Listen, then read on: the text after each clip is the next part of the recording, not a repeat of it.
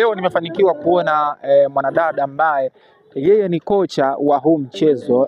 Tutaenda kupiga naye pia na yeye story kuhusiana na mchezo huu, alianzaje mpaka akafikia hapa.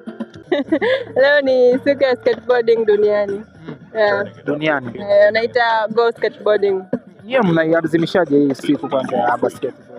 Kama unavyoona tunaadhimisha kwa kualika watu tofauti tofauti, beginners, yani wote ambao wako willing kuangalia mchezo na pia na ambao tayari wanakuwa uwanjani kila siku.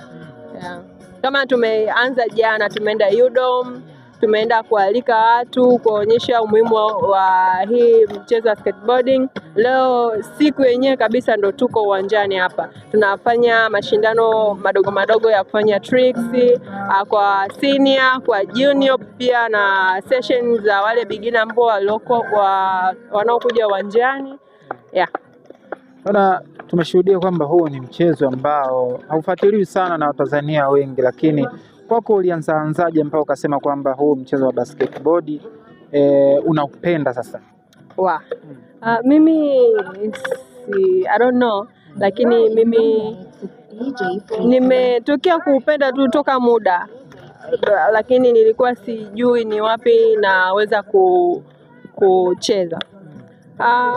For the first time nimeona kiongozi mkubwa Simon ameposti, nikasema hivi Tanzania kuna nani sema anacheza hii nani, akasema iko karibu tu hapa. Nikasema karibu?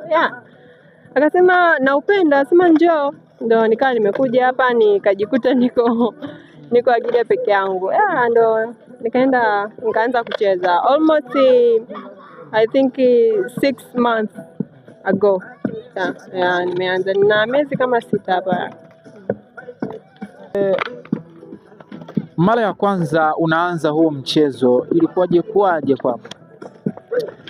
Mara ya kwanza for sure ni kama ni siku ya kwangu mimi, siku ya kwanza ilikuwa sio ngumu sana kwa sababu niliupenda, nilikuwa passionate kuanza kucheza, lakini kudondoka kulikuwepo.